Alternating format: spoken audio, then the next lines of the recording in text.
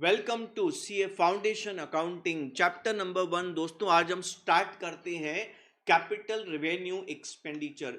छोटा सा chapter, theoretical chapter, conceptual chapter है। तो let's begin with capital revenue expenditure. तो सबसे पहले बात करते हैं, if you just talk about business. जब आप बिजनेस करते हैं तो बिजनेस में हम बहुत सारे एक्सपेंसेस पे करते हैं।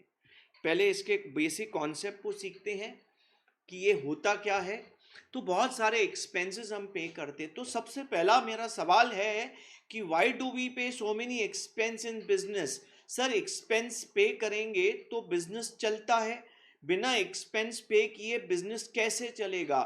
लाइट का बिल पे करेंगे, लाइट मिलेगा तो लेक्चर होगा। सैलरी स्टाफ को पे करेंगे, स्टाफ मैनेज करेगा तो क्लासेस बिजनेस चलेगा।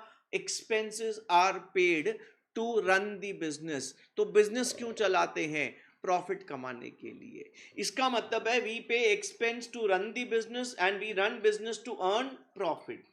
Indirectly expenses are connected with profit benefit. मतलब हम एक्सपेंस देखो, आपको पता है डबल एंट्री सिस्टम में लेन देन का कॉन्सेप्ट चलता है, गिव एंड टेक। आप कुछ लेते हैं, कुछ देते हैं। आप पेमेंट देते हैं तो सैलरी स्टाफ सर्विस देता है। आप लाइट का बिल पे करते हैं तो लाइट आपको यूज करने को मिलता है। आप चाय कॉफी का पेमेंट करते हैं तो चाय कॉफी नाश्ता आपको मिलता है। तो आप कुछ देते हैं, आप कुछ लेते हैं। कुछ लेते हैं, इसको बोलते हैं बेनिफिट लेते हैं। यस। तो हमारा होता है एक्सपेंसेस से कुछ बेनिफिट। और on the basis of benefit, expenses can be of two types: revenue expenses, and the second one is capital expenditure. पहले ना 3 टाइप के एक्सपेंस होते थे, अभी तीसरा टाइप ऑफ एक्सपेंस जो है वो सिस्टम से हटा दिया गया है। तो 2 टाइप के expense as of now we have, one is the revenue expense, other is the capital expenditure. अब ये क्या होते हैं? देखो बेसिस क्या है, बेसिस इज बेनिफिट। तो अगर मैं in a very simple language लिखना चाहूं तो I would say revenue expenses are the expenses with short term benefit।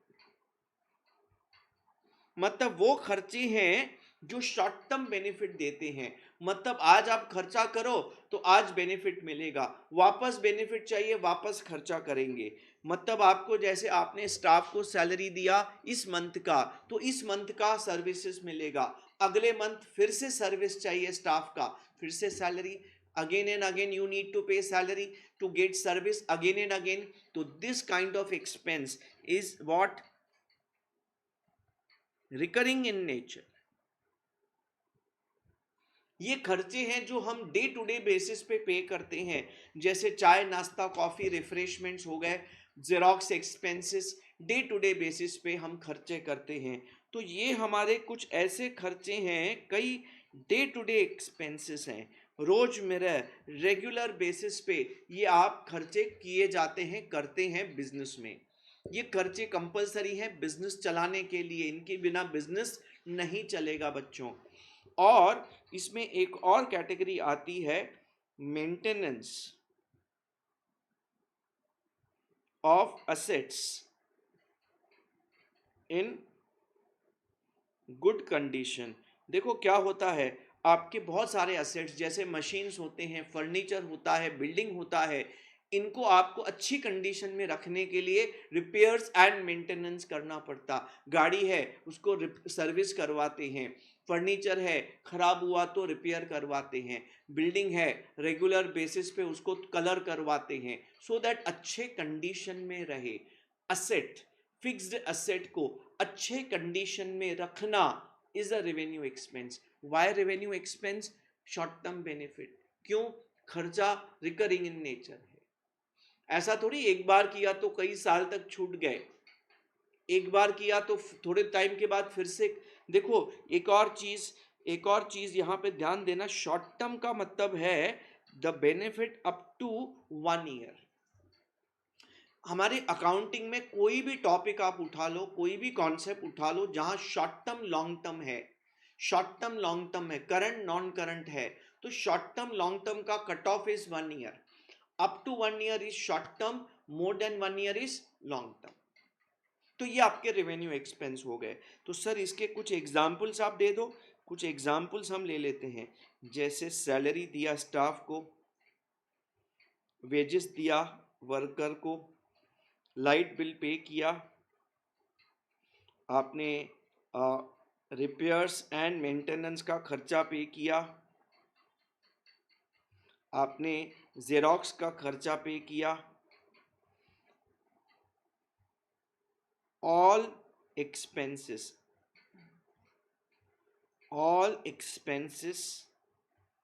Of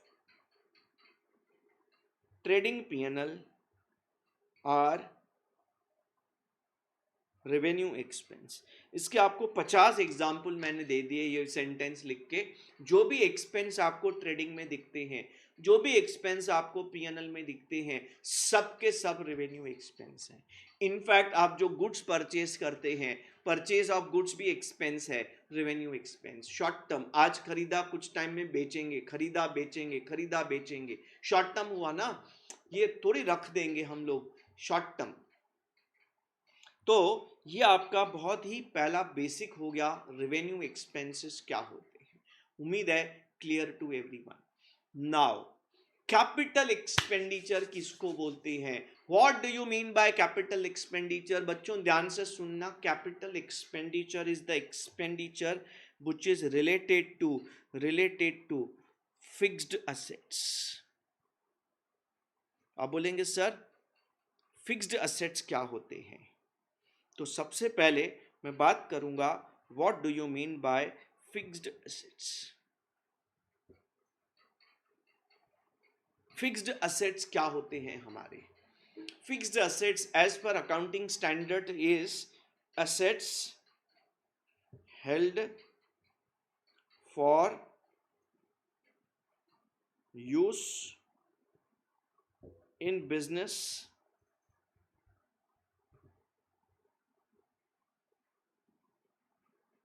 having life more than 1 year।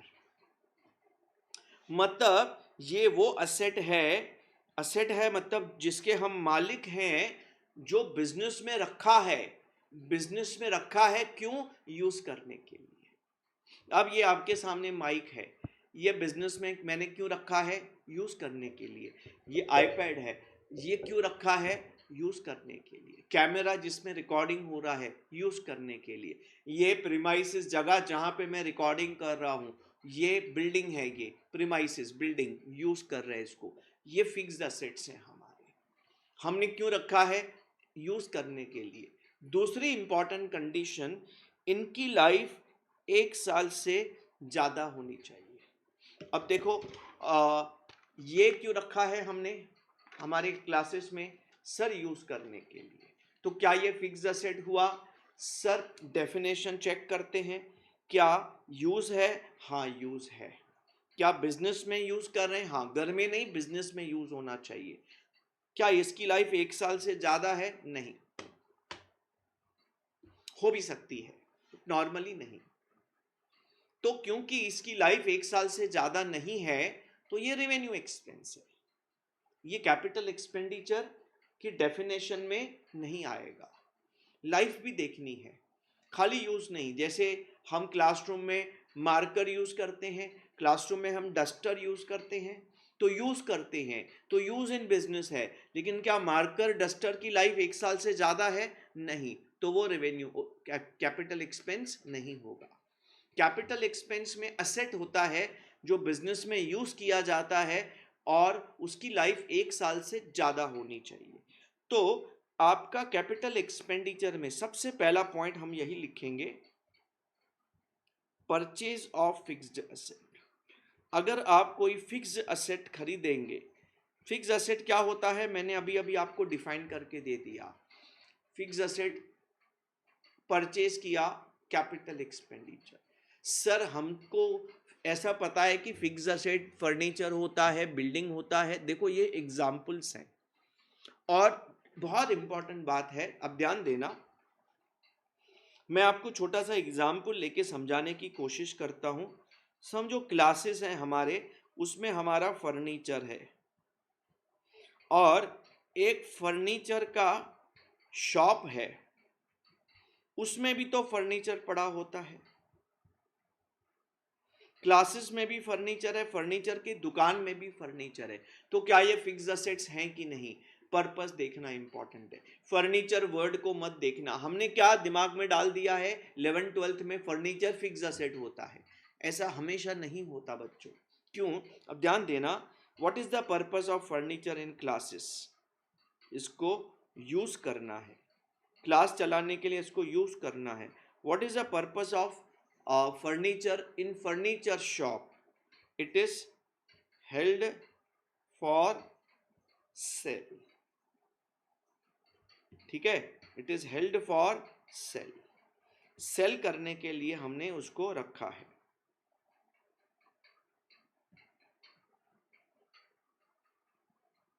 चलो जो भी है, हेल्ड फॉर यूज। एक सेकेंड।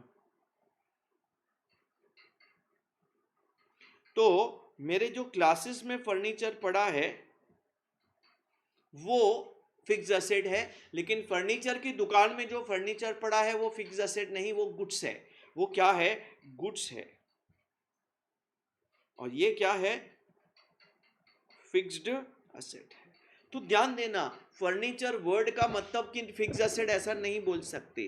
किसी के लिए वही फर्नीचर फिक्स असेट है, किसी के लिए वही फर्नीचर स्टॉक इन ट्रेड है, गुड्स है।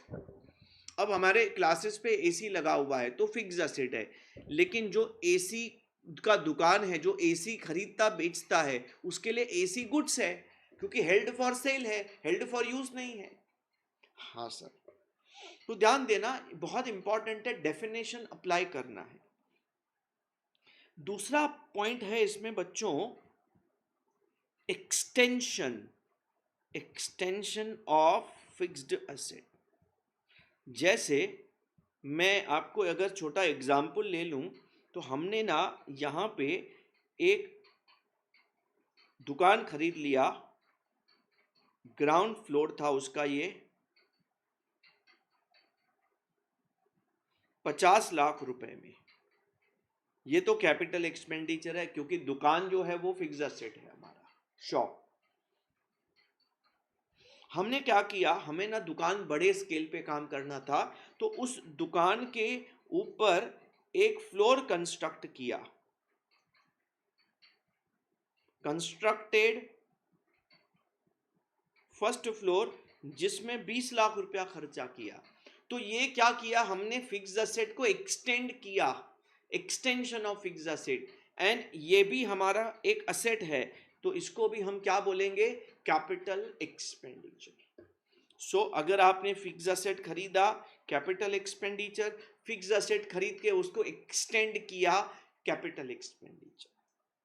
Now third is very very important, that is improvement of fixed asset.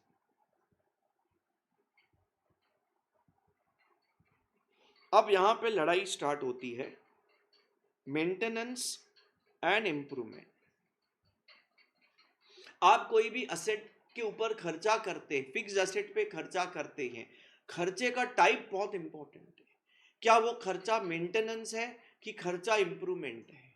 Improvement long term benefit देता है, इंप्रूवमेंट असेट को बेटर असेट बनाता है, मेंटेनेंस खाली उसको अच्छा रखने में काम आता है।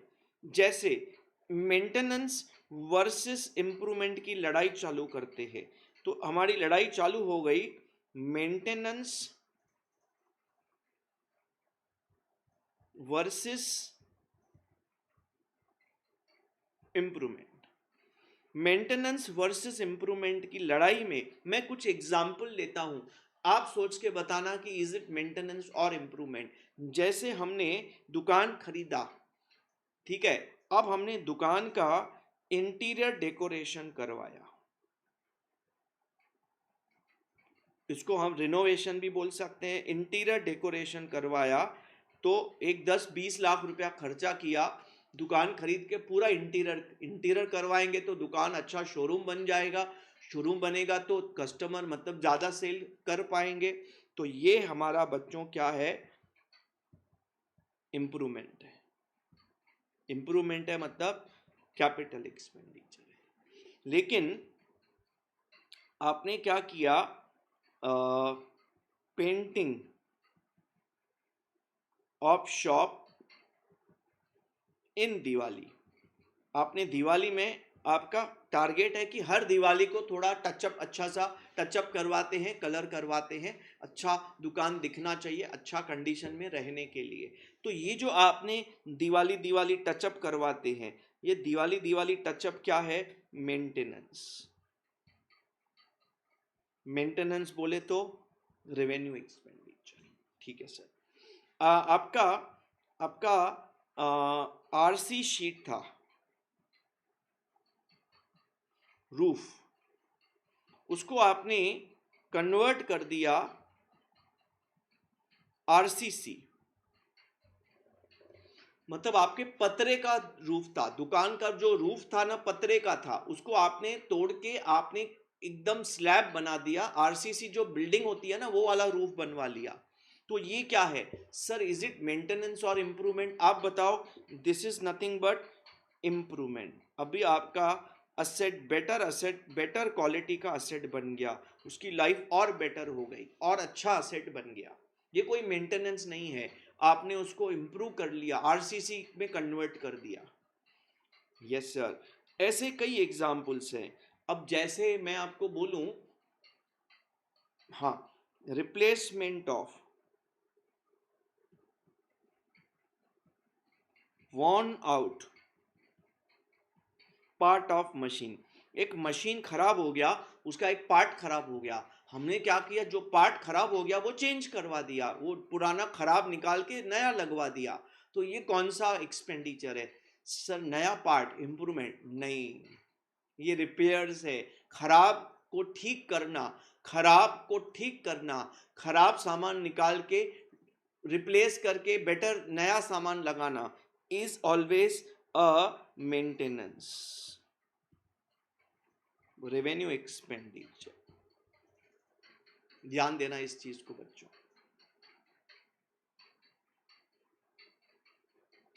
आगे बढ़ते हैं। Number 5,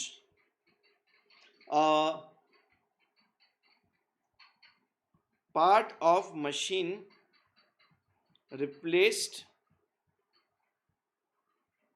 with new part two bring 20% more efficiency.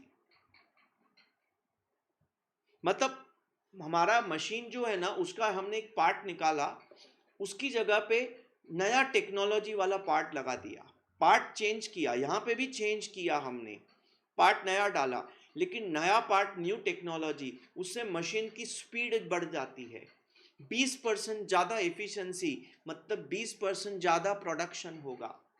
तो क्या ये मेंटेनेंस है कि इम्प्रूवमेंट है सर? ज़्यादा प्रोडक्शन होगा तो ज़्यादा रेवेन्यू होगा, और एक साल थोड़ी, year on year, number of years, long term benefit मिलेगा। तो डेफिनेटली ये क्या है, ये क्या है, इम्प्रूवमेंट है। I hope so clear to everyone. तो एक एक चीज को वन बाय वन अच्छे से, बहुत सारे ऐसे 5 एग्जाम्पल, हम आस्ते आस्ते 50 एग्जाम्पल तक पहुंच जाने वाले हैं। हमारा जो शीट है उसमें भी बहुत सारे एग्जाम्पल्स हमने लिए हैं, तो एक एक करके सब डिस्कस करेंगे। तो हमें ना देखना है कि इम्प्रूवमेंट हो रहा है कि नहीं हो रहा है। इम्प्रूवमेंट हुआ तो कैपिटल एक्सपेंडिचर, जस्ट मेंटेनेंस हुआ तो रेवेन्यू एक्सपेंडिचर। इम्प्रूवमेंट और मेंटेनेंस हमेशा आपस में एक बाहुबली की लड़ाई में रहते हैं, लड़ते हैं, मैं हूं कि मैं हूं, अकॉर्डिंगली आंसर निकलता है। चौथा, increase in income earning capacity, ये ना इम्प्रूवमेंट का ही एक एग्जाम्पल है। और जो हमने यहाँ पे एग्जाम्पल लिया ना, ये वही है, increase in income earning capacity. ये खर्चा करने से हमारी प्रोडक्शन स्पीड बढ़ गई, प्रोडक्शन स्पीड बढ़ने से प्रोडक्शन बढ़ेगा, प्रोडक्शन बढ़ेगा तो इनकम ज़्यादा कमाएंगे, इनकम अर्निंग कैपेसिटी बढ़ा दिया। दूसरा एग्जाम्पल लेता हूँ इसका मैं, इनकम अर्निंग कैपेसिटी का। Cinema converted to multiplex. एक सिनेमा था, सिंगल स्क्रीन था, उसको मल्टीप्लेक्स बना दिया, 3 स्क्रीन में कन्वर्ट किया। बहुत बड़ा थिएटर था, सिनेमा था, उसको 3 छोटे छोटे सिनेमा बना के 3 स्क्रीन बना दिए। तो आप बताओ इससे क्या होगा? Is it what going to increase the income और नॉट? Answer is yes. अब पहले एक दिन में 4 शो चलते थे, अब 3 स्क्रीन से 3 4 12 शो चलेंगे, 12 शो चलेंगे तो इनकम अर्निंग कैपेसिटी बढ़ गया। तो ये भी एक इम्प्रूवमेंट है, इसको भी हम कैपिटल एक्सपेंडिचर का नाम दे देंगे। Increase in income earning capacity is the main language. ठीक है, तो एक और एग्जाम्पल लेते हैं। आपने क्या किया? CNG fitted to a car. Car में CNG लगा दिया, कार में CNG लगा दिया। अब CNG लगाने से क्या होगा? कार का फ्यूल कम लगेगा, सस्ता पड़ेगा, रनिंग कॉस्ट सस्ता पड़ेगा। यस और नो? अब इससे क्या होगा? इससे हमारा फ्यूचर में कॉस्ट, रनिंग कॉस्ट घटेगा, रनिंग कॉस्ट घटेगा, लॉन्ग टर्म बेनिफिट देगा। Long term benefit is improvement. देखो, लॉन्ग टर्म बेनिफिट खाली इंक्रीज इन इनकम नहीं होता है, रिडक्शन इन कॉस्ट भी लॉन्ग टर्म बेनिफिट होता है, क्योंकि कॉस्ट घटेगा इनकम बढ़ेगा, कॉस्ट घटेगा इनकम बढ़ेगा। तो यहाँ पर बच्चों हम लोग एक और पॉइंट ऐड कर सकते हैं। देखो, मैं एग्जाम्पल लेके फिर वो पॉइंट ऐड कर देता हूँ यहाँ पे। 5 number, reduction in cost for long term. हमारा लॉन्ग टर्म कॉस्ट कम हो जाएगा। CNG किट लगाने से, CNG सस्ता है, CNG सस्ता होने से मेरा रनिंग कॉस्ट कम हो जाएगा। Yes sir. नंबर 6 आएगा, purchase of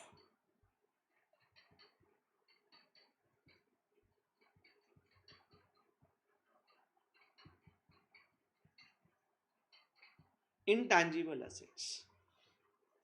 purchase of intangible assets like goodwill. आपको पता है गुडविल, कॉपीराइट, पेटेंट्स, ट्रेडमार्क, ये सब इंटैंजिबल असेट्स अगर आप खरीदते हैं या बनवाते हैं, कभी कभी बनाना पड़ता है, पेटेंट्स आप बनवाते हैं और फिर आप रजिस्टर करवाते हैं, तो दोस्तों ये भी आपके long term benefit, capital expenditure, ये भी हमारे फिक्स असेट्स के डेफिनेशन में आते हैं। Last but the most important, very important, expenses on fixed assets before asset is put to use। समझो बात को, क्या है ये? सबसे इंपॉर्टेंट एडजस्टमेंट है और सबसे ज्यादा MCQs जो गेम खेलेगा इंस्टीट्यूट इसी कॉन्सेप्ट पे खेलेगा। छोटा सा एग्जाम्पल लेके और काफी एलोबरेट करेंगे इस चीज को और फिर आगे बढ़ेंगे। ये हमने 6-7 एग्जाम्पल लिए, हम जो सम सॉल्व करने वाले हैं उसमें 60-70 एग्जाम्पल आने वाले हैं। डोंट वरी, बहुत सारी वैरायटी आने वाली है। अब बच्चों मैं आपको सिंपल इसमें एक एग्जाम्पल लेके देता हूं, try to understand this carefully.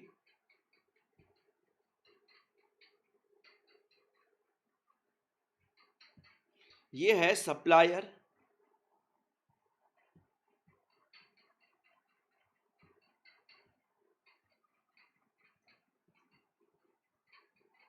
ये है हमारा फैक्ट्री, हमारा बिजनेस है ये। हमने सप्लायर से क्या किया? सर हमने परचेज किया क्या? मशीन। अब मशीन का price of the machine, price of the machine समझो 5 लाख रुपया है। अच्छा, फिर उसके ऊपर हमें जीएसटी लगा 5%, 25,000 का जीएसटी लग गया। अच्छा, फिर हमने सप्लायर को बोला भाई हमको अच्छे से पैक करके देना, अच्छे से ट्रांसपोर्ट करना। सप्लायर ने बोला भाई सब करके दूंगा, पैसा लूंगा। हमने बोला भाई तू पैसा लेना, अच्छे से पैक करना, लोड अनलोड ट्रांसपोर्ट करना, रास्ते का सब खर्चा अच्छे से पे करना, अच्छे से आना चाहिए। खर्चा तो हम पे करने को रेडी हैं। तो हमने ना सब हाँ बोल दिया। तो सप्लायर ने अच्छे से उसको पैक करवाया। 5,000 तो मशीन का पैकिंग का लग गया। फिर उस मशीन को लोड करने का 1,000 रुपया लग गया, लोडिंग एक्सपेंस, ट्रक में लोड करने का। फिर उस मशीन का ट्रांसपोर्ट करने का खर्चा 3,000 रुपया लग गया। फिर ट्रांजिट इंश्योरेंस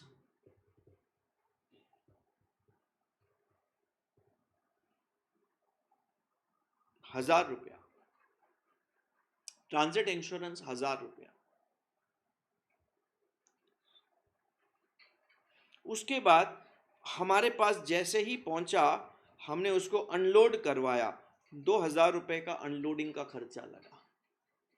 अच्छा, उसके बाद फिर उसको ना इंस्टॉलेशन का खर्चा करना पड़ा हमें, मशीन को इंस्टॉल करने का 10,000 लग गया। एंड जैसे इंस्टॉलेशन कंप्लीट हुआ, मशीन क्या हो गया? रेडी टू यूज हो गया। और फिर हमने उसको यूज करना चालू कर दिया, तैयार हो गया, यूज कर दिया। फिर उसके बाद आफ्टर 3 मंथ्स हमने कुछ और खर्चे किए। जैसे हमने रिपेयर करवाया, कुछ तो खराबी आ गई थी, रिपेयर करवाया 2,000 रुपये का। उसके बाद हमने इंश्योरेंस भी करवा दिया, 5,000 का साल का इंश्योरेंस करवा दिया। उसके बाद हमने मेंटेनेंस एएमसी कॉन्ट्रैक्ट दे दिया 7,000 रुपये में। What is AMC? Annual maintenance contract. जैसे कंप्यूटर का होता है एएमसी, जैसे आपका एक्वागार्ड का देखा होगा आपने घर में, एक्वागार्ड का एएमसी रहता है। एएमसी में साल में ना वो बंदा आता है, 2 बार कैंडल चेंज करता है, और जब भी बीच में कुछ प्रॉब्लम हुआ एक्वागार्ड का तो वो बना के जाता है। उस साल का कुछ 1,500-2,000 रुपया लेता है, उसमें ये पूरा साल सर्विस देता है। आता है 2-4 बार आता है, उसमें कैंडल भी आ जाते हैं। तो ये एएमसी हो गया। तो ये खर्चे हमने किए।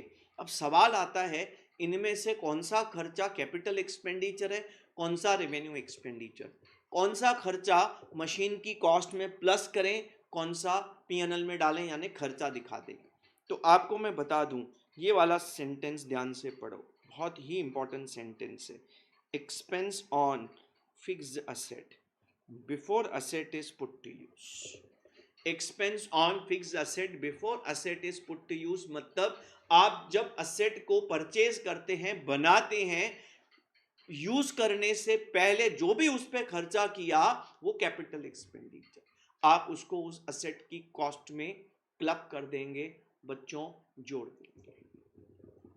ओके ओके, अकॉर्डिंगली आप देखो, जो भी मैंने ब्लू कलर में एक्सपेंस लिखे हैं 1 2 3 4 5 6 7 8, ये सब पुट टू यूज के पहले वाले खर्चे हैं। तो ये सब खर्चे capital expenditure, capital expenditure, capital expenditure. Sir एक बीच में आप मिस कर रहे हैं, बीच में आप मिस कर रहे हैं। अच्छा, पुट टू यूज के बाद आपने जो खर्चा किया, देखो ये सब खर्चा मेंटेनेंस वाला खर्चा है। तो ये रेवेन्यू एक्सपेंडिचर, ये सब खर्चा कौन सा एक्सपेंडिचर होगा? रेवेन्यू एक्सपेंडिचर होगा। Is it clear to everyone?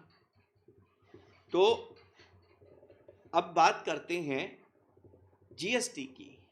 मैंने जो मिस आउट किया उसकी बात करते। देखो, पुट टू यूज से पहले वाले खर्चे ब्लू कलर वाले सब कैपिटल एक्सपेंडिचर, मशीन की कॉस्ट में जोड़ देंगे। और वो जो टोटल कॉस्ट आएगा उस पर ढेपरी लगाते हैं, और जो खर्चे पुट टू यूज के बाद हैं वो रेवेन्यू में जाएंगे। बट ध्यान देना, इसका भी आपको मैं चार्ट बना के दूंगा। अब आप जीएसटी की बात करेंगे, जीएसटी टैक्सेस,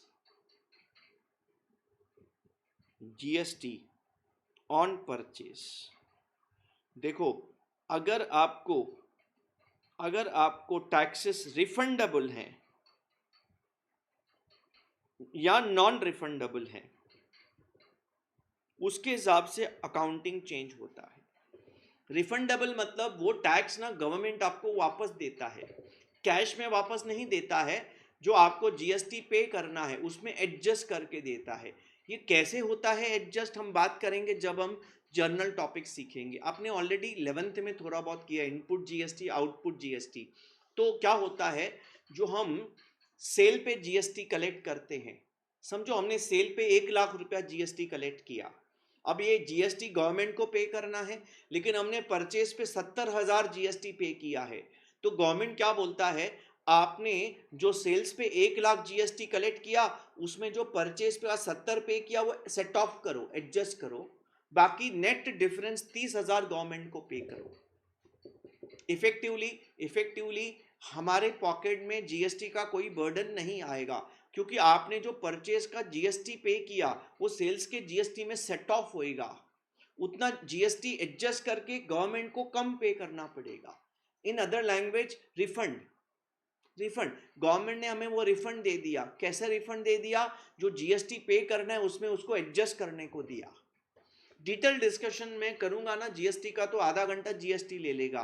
तो जीएसटी की हम तब बात करेंगे जब जीएसटी यानी जर्नल की एंट्रीज में हम लोग आएंगे। तो यहाँ पे एटलीस्ट ये पता होना चाहिए कि आपकी जीएसटी कभी कभी रिफंडेबल होती है, most of the time refundable होती है। तो जब जीएसटी रिफंडेबल है, it is not included in cost.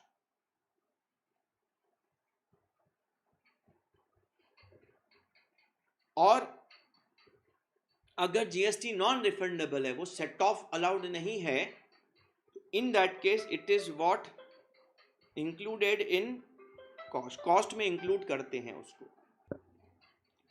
तो दोस्तों यहाँ पर हमारा टैक्सेस रिफंडेबल है तो कॉस्ट में इंक्लूड नहीं करेंगे, क्योंकि वो तो वापस मिले ना पैसे, जब वापस मिलेंगे तो क्यों कॉस्ट में आएंगे। लेकिन अगर वापस नहीं मिलेगा टैक्स तो कॉस्ट में, वापस नहीं मिलेगा तो मेरे सर पे उसका बर्डन आया तो कॉस्ट में लेना पड़ेगा।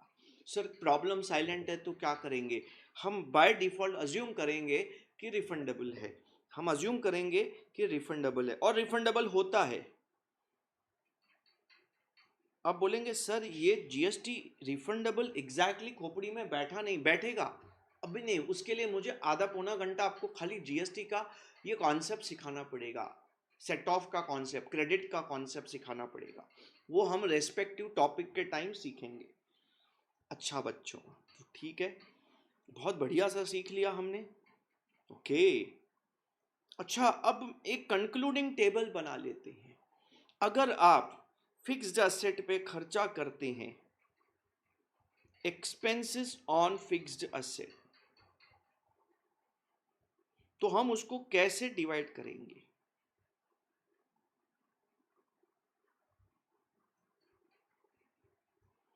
बिफोर पुट टू यूज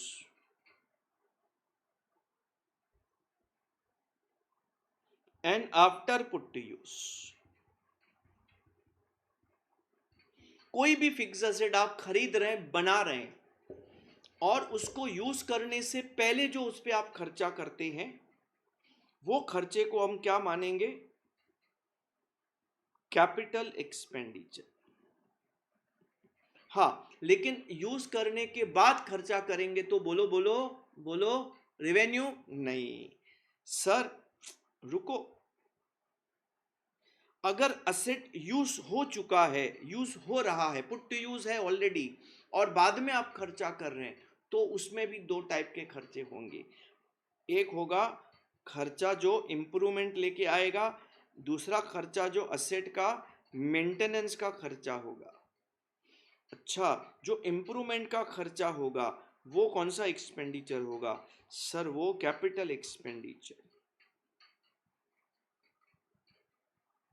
और मेंटेनेंस का खर्चा रेवेन्यू एक्सपेंडिचर। अब आप कंक्लूडिंग स्टेटमेंट बोल सकते हैं, अगर आपने फिक्स असेट पे खर्चा किया बिफोर पुट टू यूज तो हमेशा capital expenditure, after put to use check करेंगे मेंटेनेंस है कि इम्प्रूवमेंट है, इम्प्रूवमेंट है तो कैपिटल एक्सपेंडिचर, मेंटेनेंस है तो रेवेन्यू एक्सपेंडिचर। अब एक छोटा सा एग्जांपल लेता हूं मैं। हमने एक सेकेंड हैंड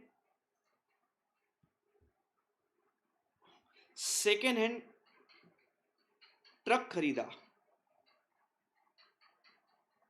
डिलीवरी के लिए ट्रक खरीदा हमने 8 लाख रुपए में, और हमने इसको रिपेयर करवाया, ओवरहॉल भी बोलते हैं उसको। 20,000 का उसको ठीक करवाने का खर्चा आया। उसके बाद देन स्टार्टेड यूजिंग इट। देखो, हमने जब सेकंड हैंड ट्रक लिया तो उसमें कुछ तो प्रॉब्लम्स होंगे ना, तो हमने क्या किया, हमने उसको गैरेज में दिखवाया और गैरेज वाले ने बोला भाई इसको ना ये 4-5 खर्चे 20,000 का खर्चा करना पड़ेगा फिर अच्छे से चलेगा ये। हमने बोला भाई ठीक है तू खर्चा कर, उसको बना। उसने बना के दे दिया और हमने यूज कर लिया, यूज करना स्टार्ट किया। अब मैं आपसे सवाल पूछता हूं, ये जो ट्रक खरीदा ये कौन सा एक्सपेंडिचर है? सर ये कैपिटल एक्सपेंडिचर है। ये 20,000 का जो रिपेयर का खर्चा है ये कौन सा एक्सपेंडिचर है? सर ये बी कैपिटल एक्सपेंडिचर। वाई?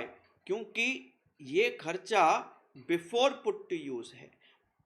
पुराना ट्रक रिपेयर करने के बाद यूज कर रहे हैं तो रिपेयर का खर्चा बिफोर पुट टू यूज है। हाँ, एक बार आपने ट्रक को यूज करना चालू कर दिया उसके बाद रिपेयर करवाया, हाँ वो रेवेन्यू एक्सपेंडिचर है।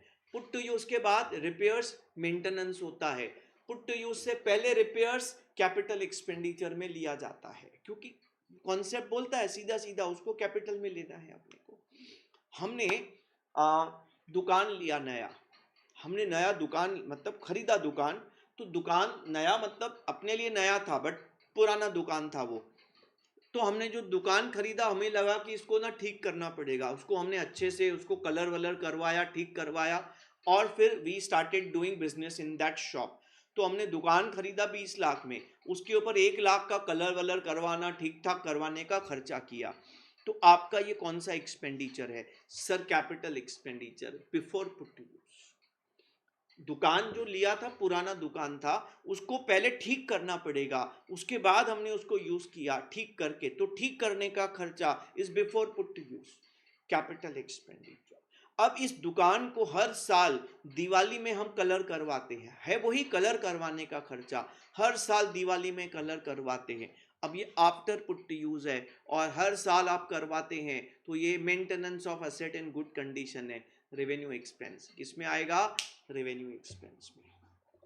Yes sir. देखो, वही खर्चा कौन सी स्टेज पे किया विल मेक अ डिफरेंस। तो आप बहुत अच्छे से ध्यान से इन चीजों को समझना। Yes sir, I hope all getting into your brain. अब कुछ और छोटी छोटी बातें करते हैं, छोटा सा और एक कॉन्सेप्ट सीखेंगे। समझो, हमने ना यहाँ पे मशीन परचेज किया 1 अप्रैल 24 को, मशीन परचेज किया 10 लाख रुपए में, और 10 लाख रुपए का बैंक से लोन भी लिया, क्योंकि मशीन खरीदने का हमें पैसा नहीं था तो हमने लोन ले लिया। अच्छा, लेकिन मशीन जो था ना उसका इंस्टॉलेशन का काम करना पड़ता था, तो इंस्टॉलेशन का काम करवाया 1 जुलाई 24, machine is put to use, और मेरा 31 मार्च 25 ईयर एंडिंग है। तो हमने ना 12 महीने का इंटरेस्ट तो पे किया होगा, क्योंकि लोन लिया तो इंटरेस्ट तो लगेगा। अब मेरा सवाल है, ये जो आप लोन का इंटरेस्ट पे करेंगे ये कौन सा एक्सपेंडिचर है? Is it a revenue expenditure और a capital expenditure? Sir loan का इंटरेस्ट तो रेवेन्यू होना चाहिए, यस रेवेन्यू होना चाहिए, लेकिन लेकिन अब ध्यान देना बच्चों, ये जो 3 महीने का टाइम है, ये 3 महीने का time is what, before put to use, period interest. ये बिफोर पुट टू यूज वाला पीरियड है। और 3 महीना, ये 9 महीना जो है after put to use period interest. Put to use के बाद जो टाइम है उसका इंटरेस्ट है। तो यहां पे कॉन्सेप्ट अप्लाई करने से कंक्लूड कर सकते हैं, बिफोर पुट टू यूज वाला कोई भी खर्चा असेट का है, बिफोर पुट टू यूज वाला कोई भी खर्चा असेट से रिलेटेड है, इज अ कैपिटल एक्सपेंडिचर, और आफ्टर पुट टू यूज ये रेवेन्यू एक्सपेंस माना जाएगा। तो ये 3 महीने का इंटरेस्ट कैपिटल एक्सपेंडिचर होगा, हम असेट की कॉस्ट में जोड़ देंगे, और 9 महीने का इंटरेस्ट रेवेन्यू एक्सपेंस होगा।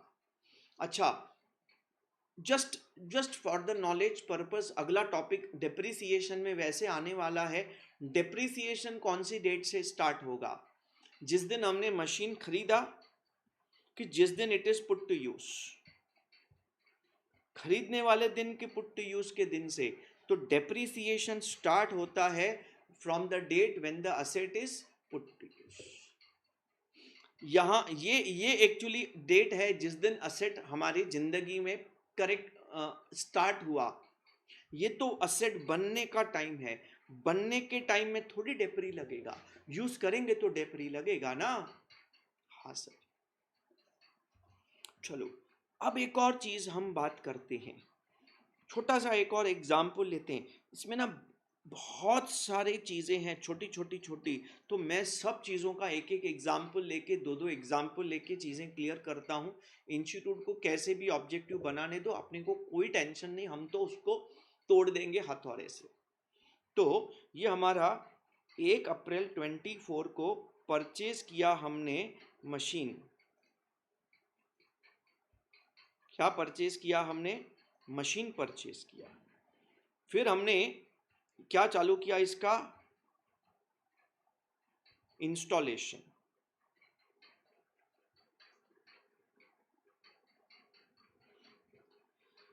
First July 24 asset is ready to use. 1st August 24 it is put to use. बहुत इंपॉर्टेंट। परचेज किया 1 अप्रैल को, 3 महीना इंस्टॉलेशन का काम चला, 1 जुलाई को असेट एकदम रेडी हो गया यूज करने के लिए। लेकिन हमें ऑर्डर नहीं था, हमारा ऑर्डर 1 अगस्त को आया, अगस्त 1 को ऑर्डर आया, तो हमने 1 अगस्त को काम चालू किया प्रोडक्शन का। तो 1 जुलाई से 1 अगस्त हमने यूज ही नहीं किया। रेडी हो गया था 1 जुलाई को, लेकिन हमने एक्चुअली में यूज करना स्टार्ट किया 1 अगस्त को। अब आप मुझे बताओ, पुट टू यूज कौन सी डेट से मानेंगे? क्या रेडी टू यूज को पुट टू यूज मानेंगे, कि एक्चुअल पुट टू यूज को पुट टू यूज मानेंगे? तो आप बच्चों याद रखना, accounting standard is very clear. It says that when asset is ready to use, it is assumed as it is put to use. Ready to use is equal to put to use, मतलब जिस दिन asset ready हो गया उस दिन it is assumed as it is put to use. It may not be actively used, passive use, time use is what considered. तो आपका यहां पे पुट टू यूज वाला डेट ये नहीं मानेंगे, रेडी टू यूज वाले डेट को पुट टू यूज वाला डेट। देखो बहुत बढ़िया, देखो बहुत सारे मैंने जैसे नोट्स प्रिंट करवाता हूं, तो मैं उनको एक पूछता हूं, भाई तुम्हारा बोला सीजन है अभी, कार्ड्स शादियों का सीजन है, तो या स्कूल के नोट्स प्रिंट होते हैं, डायरी बनती हैं, तो मैं बोलता हूँ तुम्हारी मशीन खराब हो गई तो तुम क्या करोगे? इतनी बड़ी बड़ी मशीन्स होती हैं। बोला हम एक्स्ट्रा मशीन साइड में लगा के रख देते हैं। हम एक मशीन नहीं, एक और machine extra stand by machines रखते हैं, कि ये खराब हो गई तो जब तक ये बनेगा नहीं तब तक काम बंद नहीं होना चाहिए, दूसरी मशीन रेडी रखते हैं। तो दूसरी मशीन कभी कभी यूज ही नहीं होती पूरा साल, क्योंकि पहली वाली खराब ही नहीं होती।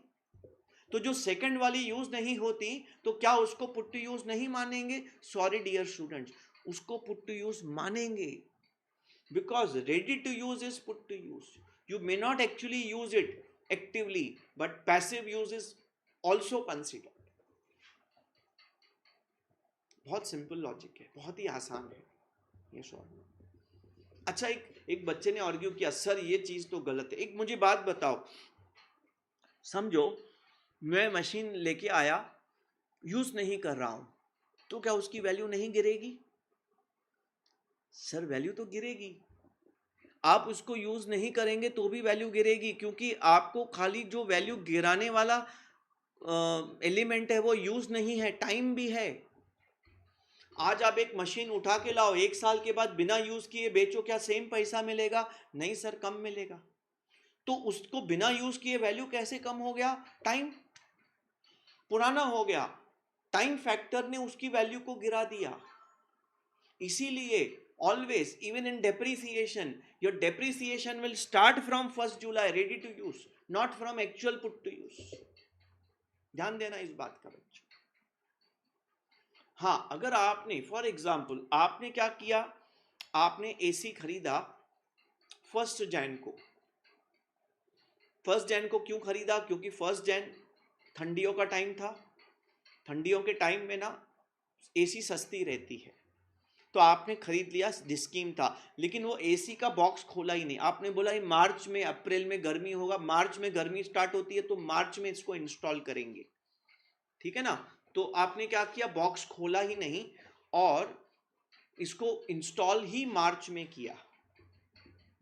तो आपने 1 जैन को खरीदा, लेकिन इंस्टॉल 1 मार्च को किया और उसी दिन यूज किया। तो अब इसमें क्या मानेंगे? देखो, आपने when it is not installed, it is not ready to use.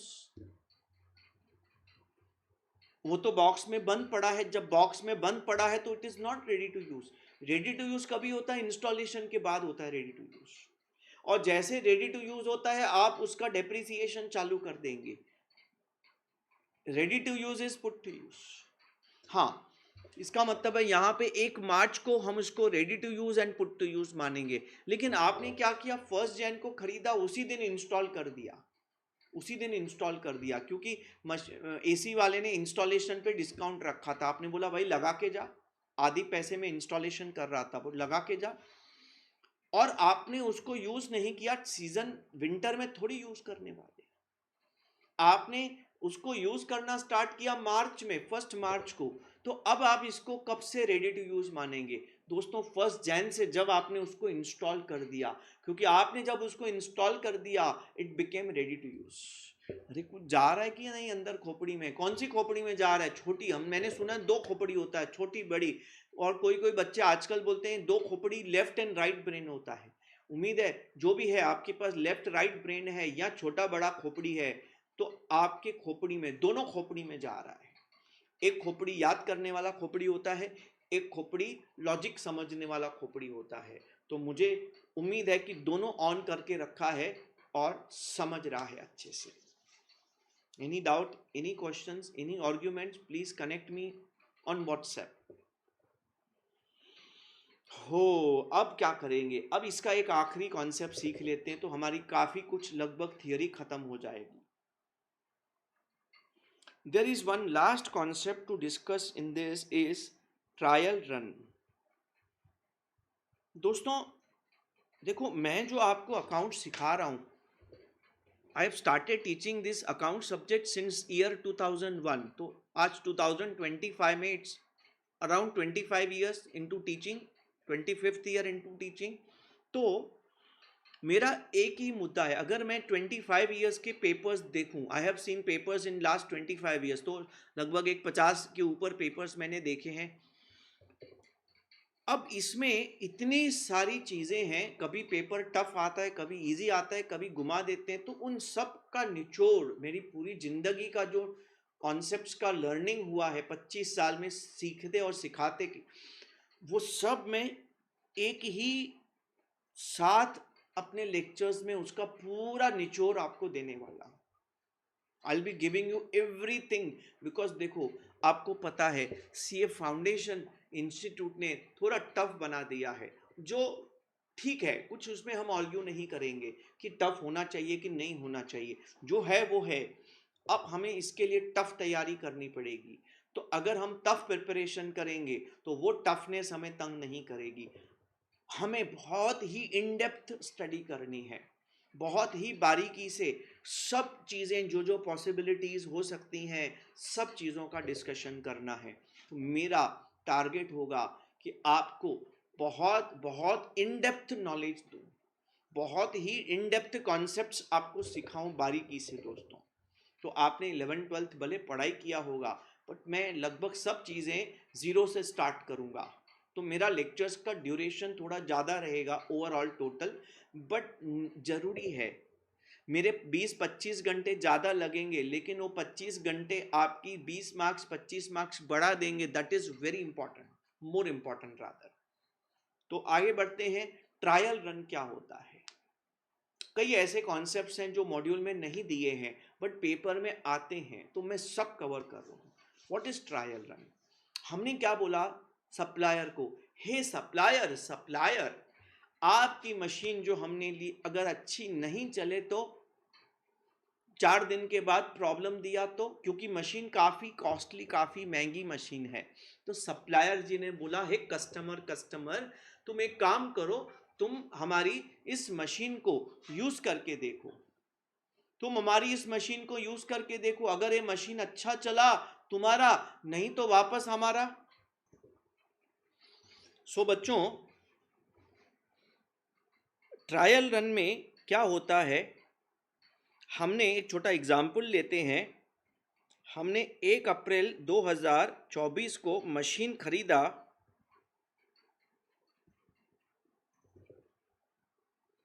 1 जुलाई 24 को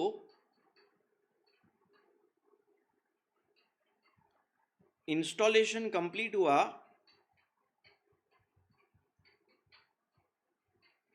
इसके बाद हमने ट्रायल रन 1 महीने का टाइम लिया कंपनी से, बोला 1 महीना हम यूज करेंगे और अच्छा लगा तो लेंगे, ठीक नहीं चला वापस। अब सवाल ये आता है कि ट्रायल रन वाला जो टाइम पीरियड है, इस टाइम पीरियड को हम बिफोर पुट टू यूज माने कि आफ्टर पुट टू यूज माने? क्या ये बिफोर पुट टू यूज वाला टाइम है, क्या आफ्टर पुट टू यूज वाला टाइम है? तो ट्रायल रन वाला जो टाइम होता है, अकाउंटिंग स्टैंडर्ड्स बोलते हैं कि ये बिफोर पुट टू यूज वाला टाइम है। मतलब इफेक्टिवली पुट टू यूज कौन सी डेट मानेंगे? 1 अगस्त मानेंगे। ट्रायल रन का जो 1 मंथ है ना, भले आप मशीन यूज कर रहे हैं बट ये टेस्टिंग ऑफ मशीन चल रहा है, मशीन की टेस्टिंग हो रही है, मशीन चला के देख रहे हैं सही चल रहा है कि नहीं। तो ये एक्चुअल यूज नहीं है, ये टेस्टिंग यूज है, टेस्ट कर रहे हैं कि चलेगा अच्छा तो ले लेंगे, नहीं तो वापस दे देंगे। तो इसको स्टैंडर्ड्स बोलते हैं, before put to use time period है। तो इसका मतलब है ट्रायल रन में आप जो भी खर्चा करेंगे, ट्रायल रन में आप जो भी खर्चा करेंगे वो कैपिटल एक्सपेंडिचर है।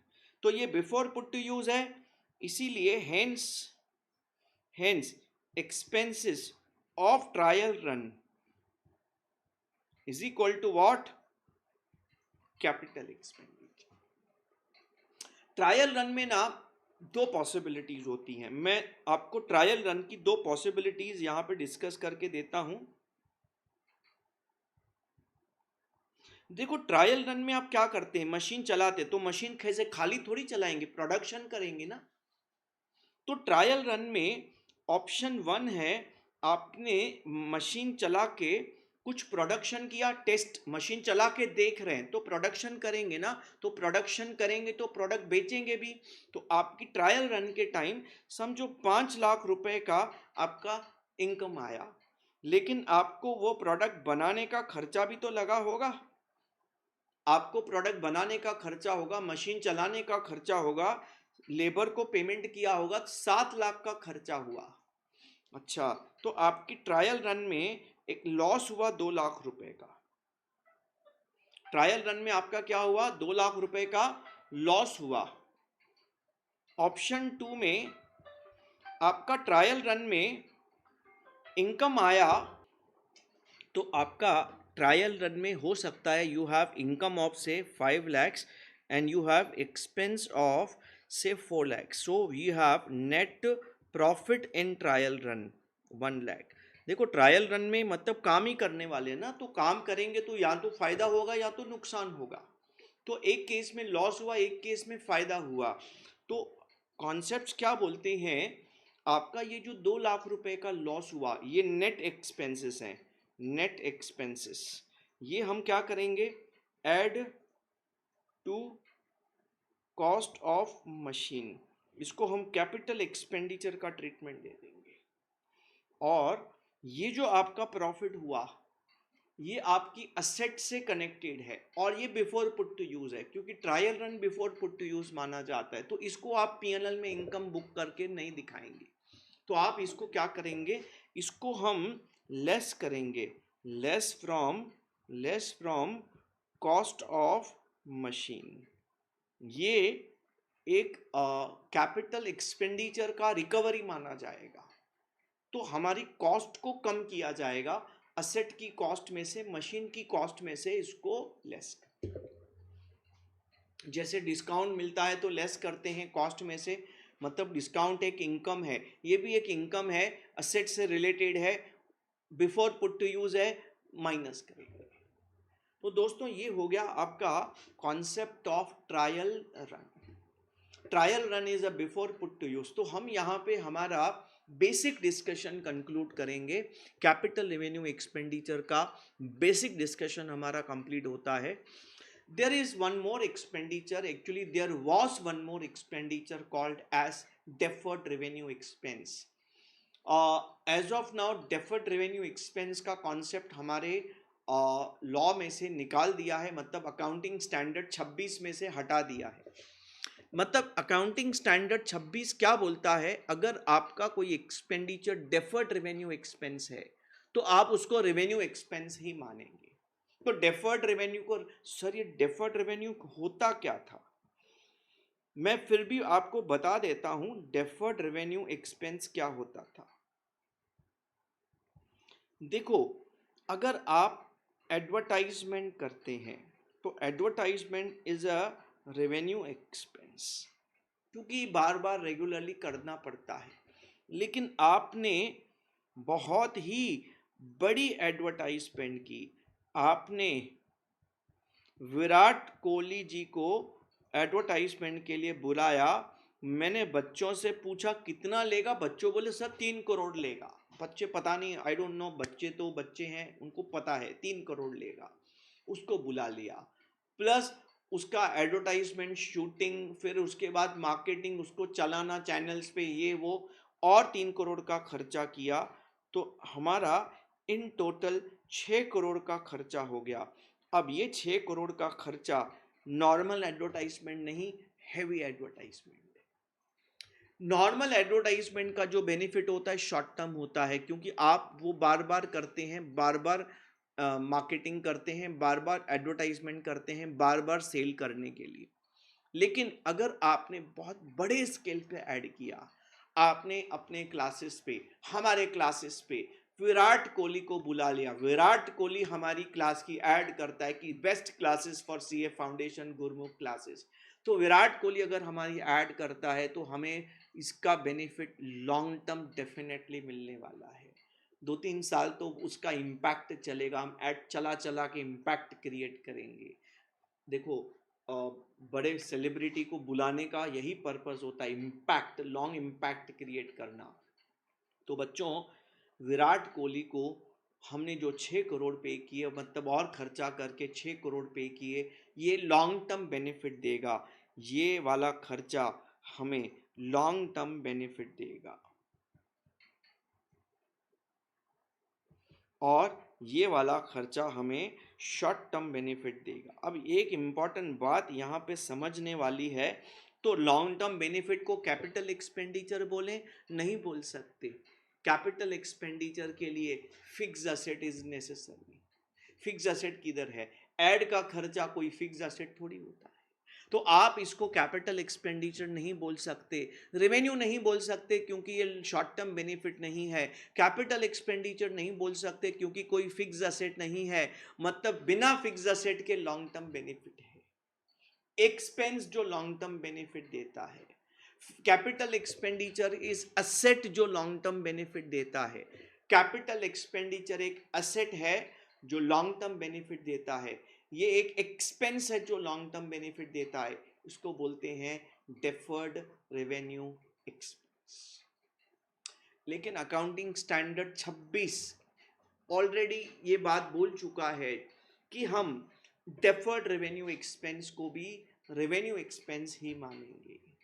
रेवेन्यू एक्सपेंस कहाँ लेके जाते हैं? सर ट्रेडिंग पीएनएल में। कैपिटल एक्सपेंडिचर असेट्स होते हैं, कहाँ लेके जाते हैं? बैलेंस शीट में। तो डेफर्ड रेवेन्यू क्या करेंगे? रेवेन्यू वाला ट्रीटमेंट देंगे, उसको भी एक्सपेंस, उसको भी ट्रेडिंग पीएनएल में लेके जाएंगे।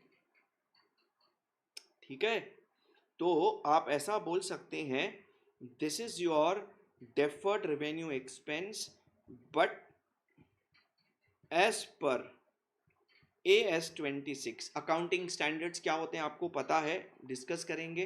Accounting standard 26, it is treated as what? Revenue expense and transfer to same year's P&L।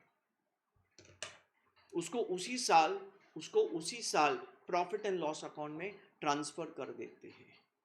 तो ये आपका डेफर्ड रेवेन्यू एक्सपेंस का कॉन्सेप्ट था। अब उसको कैसे डील करेंगे ये आपके सामने आ गया। एग्जाम्पल्स आएंगे और कई सारे एग्जाम्पल्स आएंगे, मैं और डिटेल में इसके बारे में बात करूंगा with more and more examples. हमारे अगले लेक्चर में हम इसके एग्जाम्पल्स मतलब हमारे जो क्वेश्चंस हैं वो डिस्कस करेंगे। तो प्लीज़ इसको अच्छे से आप नोट डाउन करना, बहुत इंपॉर्टेंट थियरी है।